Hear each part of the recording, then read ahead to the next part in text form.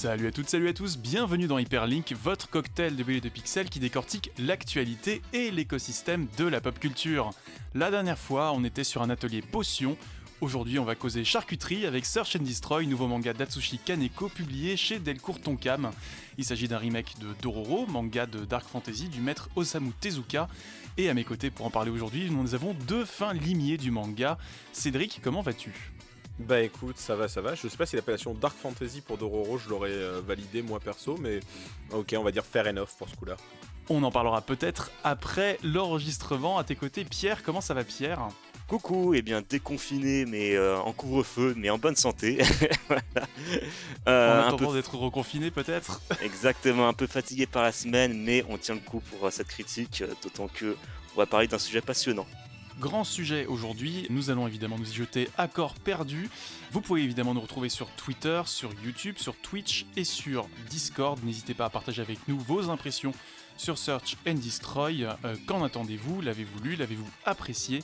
On se donne rendez-vous après cette critique pour en parler. C'est parti. Minable, méga minable. Faudrait trouver un argument plus original. Search and Destroy, donc Cédric. Oui, tout à fait, Search and Destroy. Alors déjà, un tout petit aparté avant de commencer, je commence déjà, mais je voulais dire que Dororo est mon manga préféré de Tezuka, donc j'étais très curieux du résultat de Search and Destroy. Mais de quoi parle donc Search and Destroy ? On est dans un futur dystopique, les robots ont une place de plus en plus importante dans la société, au point de creuser encore plus les différences entre les différentes inégalités sociales. Les robots qui s'appellent Creech d'ailleurs dans cette histoire-là, j'ai prouvé encore la raison de pourquoi, mais en tout cas c'est les Creech. Et c'est particulièrement dans la ville de Hachisuka que se ressent cet écart grandissant entre les riches, les pauvres, les hommes, les machines, les maîtres et les esclaves. Et dans cette ville, on va suivre le jeune Doro, un petit vagabond, un petit va-nu-pied dont la vie n'est rythmée que par la survie, jusqu'au jour où il croise la route d'une jeune femme habillée de peau de bête, de membres mécaniques, d'un regard bionique rempli de haine. Ça va être le début d'une histoire de vengeance, de larmes et de sang qui semble résonner dans le temps. Et donc, comme on l'a dit, c'est un manga d'Atsushi Kaneko qu'on connaît pour Wet Moon et Soil, et c'est donc une relecture de Dororo, un manga de Osamu Tezuka.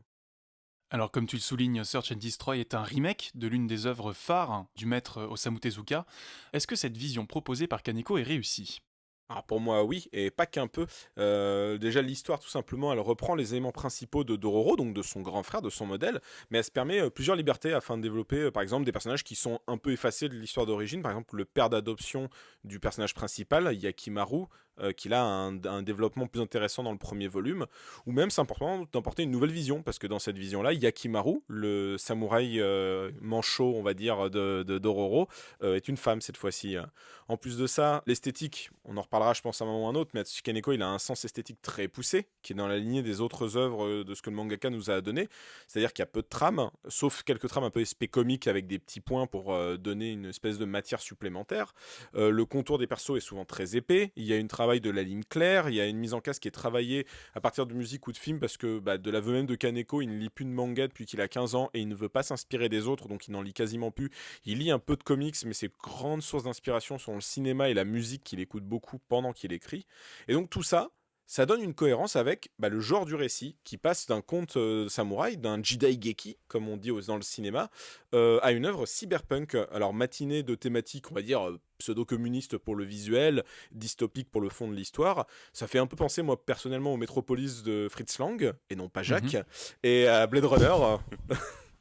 En plus de ça, le graphisme de Kaneko vient accentuer donc, cet effet d'unité de la ville. Donc la ligne claire fait que par l'architecture, par les traits, tout a l'air de se ressembler, tout a l'air d'être unifié.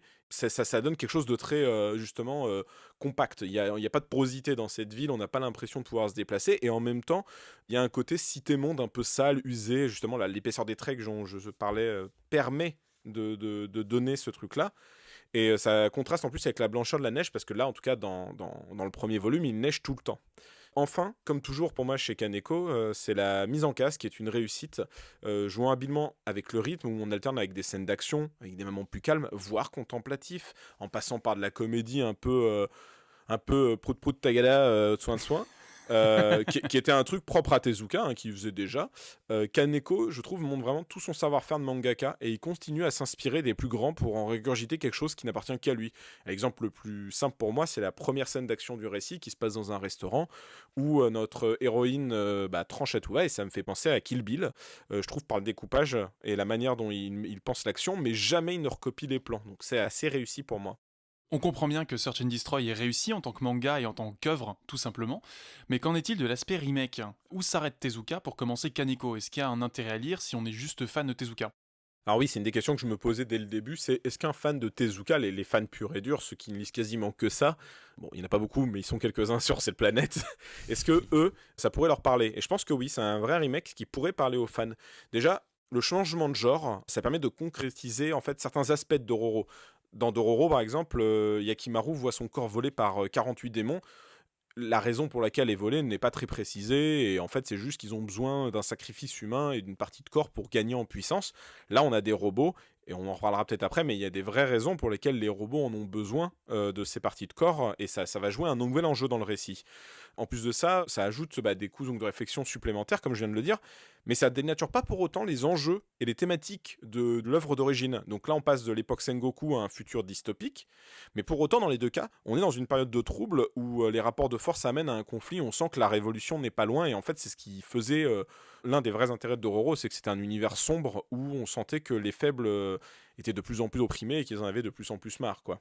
En plus de ça, la nature même du conflit de Yakimaru allait changer pour devenir donc un personnage de cette jeune femme, Yaku, et donc du jeune homme intrépide, un peu taquin, chevaleresque, comme pouvait le faire Tezuka avec certains personnages des fois un peu mutins, un peu rigolos, on passe à une femme qui est vraiment plus brutale, plus sauvage.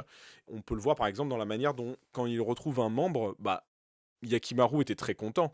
Là, Yaku, en fait, elle explose de joie et elle explose d'une manière très bestiale. Elle retrouve, par exemple, sa langue dans le premier volume, sans trop rentrer dans les détails, mais elle va faire usage de sa langue très vite pour voir... comme pour rattraper tout le temps qu'elle aurait manqué, ce qui n'était pas vraiment dans le caractère de Yakimaru, qui était plus en mode yes, un point de plus dans mon accomplissement personnel. Le troisième point pour moi qui fait que ça peut marcher, c'est le changement dans la localité. Dans Dororo, c'était un road movie. On suivait les aventures de nos deux protagonistes, Dororo et Yakimaru, qui traversaient le Japon pour retrouver les démons. Et là, on passe à un huis clos. Alors, un huis clos géant, vous me direz, parce que c'est une ville, mais c'est quand même un huis clos, avec une ville qui fait, pour moi, office un peu de troisième personnage principal, parce qu'elle est vraiment incarnée, cette ville. On le sent dans dans l'architecture, dans les détails des cases, dans la manière dont on fait vivre cette ville, il y a quelque chose qui la rend super intéressant. Et ça permet de déplacer les enjeux de la vengeance, parce que là où Yakimaru voulait se venger contre les démons, mais la vengeance était plus tournée vers un aspect, on va dire, familial, si je peux dire, sans trop rentrer dans beaucoup de détails, là on est plus proche d'un thriller complotiste, c'est-à-dire que on sait que quelqu'un tirerait peut-être les ficelles derrière le projet qu'il y a eu autour de Yaku, mais on n'en sait pas plus. Et donc ça crée comme mine de rien tout un système un peu de paranoïa, et surtout vers la fin du premier volume, on voit que toutes les caméras, tout le monde ment, tout le monde dit la vérité. Voilà, on sent qu'il y a quelque chose qui se cache en fait, quelque chose n'est pas net dans cette ville. Donc en conclusion, pour moi, Search and Destroy, c'est un excellent manga d'Atsushi Kaneko et d'Osamu Tezuka. Parvenant comme toujours à proposer un manga qui ne ressemble à rien d'autre, il puise volontiers dans plusieurs autres formes d'art, Kaneko accouche d'une œuvre sombre et violente sur la nature même de l'être humain et sur son rapport au divin, selon moi. Alors quand je parle de divin, on en rediscutera peut-être après, je sais que Karel n'était pas complètement aware sur ce que je disais, mais en discutant, il a un peu vu là où j'allais, mais donc on en reparlera. En tout cas, que ce soit dans les questionnements sur notre corps, l'impact des robots, ou même du coup ce rapport donc à la ville comme dont je parlais tout à l'heure, Search and Destroy est une quête de vengeance contre une forme de fatalité. Mais la plus grande force de Kaneko, ça reste qu'à travers son œuvre, brille encore une fois l'aura et la créativité de Osamu Tezuka. Que ce soit dans les personnages, les conflits, les enjeux sociaux, ou dans la réflexion assez sombre de l'homme, Search and Destroy, c'est une nouvelle brique dans la maison de Tezuka, et ça peut tout aussi bien servir de première entrée dans l'univers comme d'un décapant à l'une de ses plus grandes œuvres. Mais alors attention, quand je parle de décapant, c'est un décapant au vitriol. Ça ne laissera pas tout le monde indemne, tant il est fidèle et en même temps dénaturant envers son grand frère. Mais ce n'est qu'à ça, je pense qu'on peut dire qu'un remake existe bien pour lui-même. Et vu sous ce prisme, la quête de Yaku et Doro prend alors tout son sens. Merci pour ta critique, Cédric. Je me tourne vers toi, Pierre. Tu es également un grand admirateur d'Osamu Tezuka. Dororo fait partie des œuvres qui t'ont accompagné au fil des années. Qu'as-tu pensé de Search and Destroy ? Bah alors de base déjà Doro c'est pas un de mes Tezuka préférés, c'est même un Tezuka que je considère peut-être un peu mineur dans sa carrière par rapport à d'autres œuvres que je préfère de lui. Néanmoins j'étais quand même très intéressé par Search and Destroy, d'autant que la démarche me rappelle beaucoup plutôt de Naoki Urasawa, cette façon de comme ça revisiter une œuvre de Tezuka de manière un peu plus sombre, même surtout beaucoup plus sombre dans le cas de Search and Destroy. J'étais aussi beaucoup intéressé par le style graphique en fait. Cédric m'avait recommandé du coup le manga en me vendant d'abord l'œuvre sur ça. Je ne connaissais absolument, enfin si je connaissais un peu Atsushi Kaneko, mais je n'avais jamais lu une seule de ses œuvres et j'étais très très impressionné notamment par les inspirations au comic book, tout ça. J'avais même l'impression de retrouver un peu de la bande dessinée européenne, notamment italienne. Il y a un personnage qui me fait beaucoup penser au personnage de Diabolique, la bande dessinée italienne, mais bon, vu que tu dis que les influences de Atsushi Kaneko vont surtout du côté du comics, je sais pas si. Après, ça peut être vrai, t'as raison, hein, et ça a fait penser un peu à Diabolique, et il a lu aussi de la BD européenne, c'est juste qu'il n'est pas toujours prolixe sur ses sources, et pour Search and Destroy, je t'avoue que j'ai eu du mal à trouver les influences concrètes qu'il a eues dans Search and Destroy, mais ça pourrait très bien marcher. Voilà, et du coup, bah, j'ai très impressionné ici par l'utilisation du noir. En fait, dans le manga, il y a beaucoup d'aplats de noir, aucune utilisation de trame, comme tu l'as dit, Cédric, et notamment ce très épais où là, je suis peut-être un peu plus partagé parce que je trouve que ça donne un côté un peu surchargé aux cases, parfois même très anxiogène. Je pense que c'est volontaire après ce côté très anxiogène, vu qu'on est dans un univers cyberpunk, un univers très crade, très dépravé également. Du coup, c'est pas un univers où on est censé être confortable, mais du coup, c'est un univers qui donne parfois envie de respirer, quoi. J'ai parfois dû m'interrompre un peu dans la lecture, tellement c'est ouais, c'est un univers qui peut être assez épuisant à la longue quand on rentre un peu trop dedans. C'est vrai que pour le coup, en termes de visuel pur, et effectivement ça suinte, ça pue, ça transpire, enfin non ça transpire pas vu qu'on est sous la neige, mais on sent vraiment toute la matière de la neige fondue sur les fourrures et sur le métal, il y a un vrai travail sur la texture. D'ailleurs, Kaneko se permet de trahir, je dirais, l'absence de trame au gré d'un twist scénaristique plutôt bien vu. Donc je vous laisse découvrir ça sur la fin du premier tome, en tout cas il y a quelque chose de très très intéressant qui est fait là-dessus. Cédric, tu parlais du rapport au divin. C'est vrai que au moment où on en a discuté avant cette critique, j'étais peut-être un peu sceptique sur le choix de ce terme. Je sais qu'on parlait pas mal de yokai dans le récit de base. Et du coup, est-ce que d'après toi, ça voudrait dire que la technique s'est substituée au divin ou est-ce que ça veut dire autre chose? Non, quand je parle de divin, c'est moi la raison pour laquelle j'aime beaucoup Dororo à la base et donc j'aime beaucoup Search and Destroy, c'est que c'est la quête, c'est une quête d'humanité. Si on part du principe que Dieu a créé l'homme à son image et que l'homme tente à se rapprocher, enfin pour moi la quête de Yakimaru c'est une quête de se rapprocher de quelque chose qui il est incomplet, il est plus vraiment humain et il veut le redevenir. Donc il y a une quête de chercher quelque chose dans le divin, de quelque chose dans l'absolu en fait. Et on le voit d'ailleurs, je trouve que les enjeux de Search and Destroy sont bons à ce niveau-là, c'est que les robots ne veulent pas les parties du corps juste pour être plus puissants. Ils le veulent parce que eux-mêmes se sentent incomplets. Le premier personnage, donc celui de la langue par exemple, on explique très vite que les robots doivent manger, ou en tout cas peuvent manger pour se donner des forces et faire marcher le carburant, quoi. C'est pas nécessaire, mais ils le font. Et lui, il a demandé à se faire greffer cette langue parce qu'il avait envie de comprendre pourquoi les humains aimaient manger, tout simplement. Et il aime tellement ça qu'il est devenu boulimique et qu'il en devient obèse, ce robot. Et l'idée, elle est plutôt belle en fait, je trouve. Il y a quelque chose de très beau sur des personnages qui sont quand même très moches, quoi, parce que les robots en plus sont assez dégueulasses. Et Yakimaru, il y a un critique japonais qui disait qu'il trouvait ça intéressant que le personnage de Yaku, pourquoi il en a fait une femme. Là, en tout cas, autrement, on n'a pas de réponse, vous et moi, alors chacun peut y voir ce qu'il veut. Ce critique, il disait que, et je suis assez d'accord sur ça, le personnage de Yaku, en fait, est pas très beau, surtout au début. Là où Yakimaru, dans Dororo, est plutôt un bel homme, malgré le fait qu'il soit mutilé, la manière dont comment dire, qu'il est recouvré, dont on a pensé ses plaies fait qu'il est quand même plutôt beau de base. Mhm. Yaku n'est pas très belle, et en fait, on le voit par exemple à la fin du premier volume, quand on lui enlève le maquillage et on lui change quelques trucs, elle devient un peu plus féminine, elle devient un peu plus belle en tant qu'être humain. Et il disait que peut-être l'idée était que c'est plus facile de voir en fait un personnage féminin s'embellir qu'un homme, surtout dans ce genre de contexte cyberpunk. Et j'aime bien cette idée-là, en fait, je la trouve plutôt jolie parce que il est vrai que si on avait refait un personnage comme Yakimaru, l'écart aurait été moins flagrant. Là, on le voit très vite à la fin du tome 1 que déjà il y a quelque chose de changé dans le personnage de Yaku, dans les parties du corps qu'elle a regagnées. Ouais, c'est vrai que déjà, ouais, elle récupère une partie vers la fin du tome 1, et déjà, elle retrouve un peu de sa beauté, et du coup une autre perception du monde de sa part, quoi. Et c'est peut-être sur ça que va jouer la suite de la série, justement retrouver son humanité pour changer sa vision du monde, quoi. Mm. Qui se traduira peut-être par des partis pris stylistiques intéressants et peut-être inhabituels au regard de ce qu'on a décrit du style de Kaneko jusqu'ici. Du coup, partant de tout ce qu'on a dit jusqu'à maintenant, est-ce que le choix du cyberpunk est pertinent, notamment je pensais à la question du transhumanisme. Pour moi, il est pertinent parce qu'on parle d'une œuvre avec d'une œuvre de base où un samouraï doit rechercher justement les parties de son corps. Forcément, là, on parle d'une œuvre cyberpunk avec des robots et tout, donc le coup de pouvoir se greffer des parties de son corps, ça coule de source, c'est totalement pertinent. Après, je trouve que les thématiques, néanmoins, dans le genre de la science-fiction et du cyberpunk en général, ne sont pas très neuves. Tout ce qui est l'intégrité du corps, les limites entre l'homme et la machine, qu'est-ce qui fait de nous un être humain ou une machine, tout ça, je trouve pas ça très neuf, mais je trouve ça intéressant quand même de voir ça avec une œuvre comme Dororo, quoi. Ce qui la rend intéressant aussi, c'est tout simplement son titre, Search and Destroy, qui sont les paroles qu'on lui donne à un moment. On lui dit clairement trouve et détruis pour redevenir humain, quoi. Et c'est intéressant parce que les robots font du mal autour d'eux, mais n'en ont pas spécialement conscience, ou en tout cas, ils sont à un niveau supérieur qui fait que les humains ne comptent pas pour eux, en tout cas, pas comme ils le voient. Le marchand d'armes, par exemple, clairement, pour lui, s'il peut faire pleurer les humains, c'est tant mieux parce que lui, il recherche les larmes des humains. Et je trouve ça intéressant, du coup, cet aspect du cyberpunk. Surtout que dans le cyberpunk, il n'y a pas que la question du transhumanisme, il y a aussi la question de... Il y a le côté cyber, mais il y a le côté punk. Et le Mm. côté punk, là, on le ressent dans cette ville avec des forts élans communistes qui, moi, vraiment me font penser à Metropolis, hein, je leur dis, Oui, oui, ou oui. Blade Runner. Je trouve vraiment ces deux influences assez fortes visuellement. Ou dans cette cité où on sent qu'il y a eu... On dit qu'il y a eu une guerre avant, que maintenant il y a la paix, mais en fait, rien n'a l'air d'être réglé.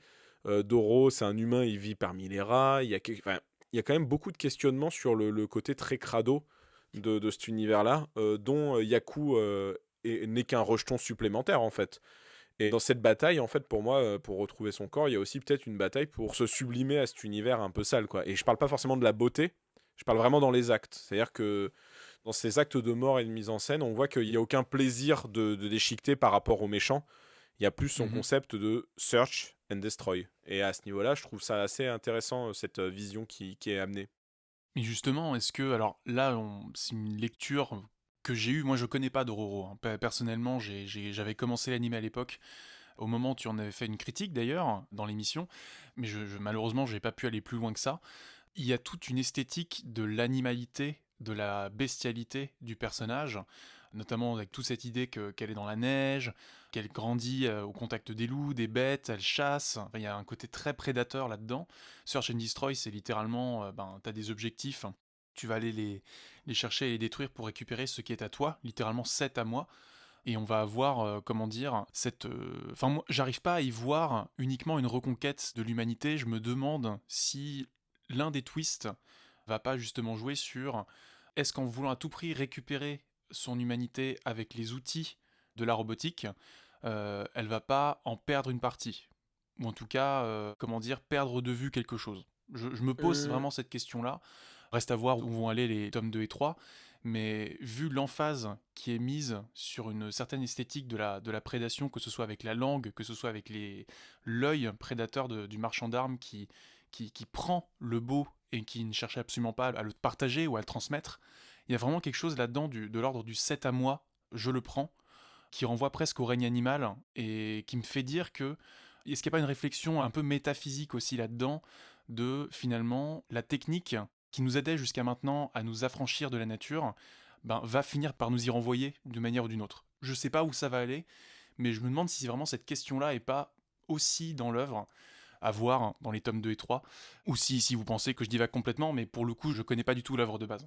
Bah déjà, il faut pas essayer de comparer Search and Destroy et Dororo dans le sens que c'est vraiment comme disait Pierre, c'est une relecture au même titre que Pluto et pour le coup Tezuka Prod. En fait, ils ont fait un magazine au Japon, le Tezukomi, dont Search and Destroy est issu et dont plein d'auteurs en fait ont proposé leur vision des œuvres en fait de Tezuka et des relectures en fait en fonction de différents prismes.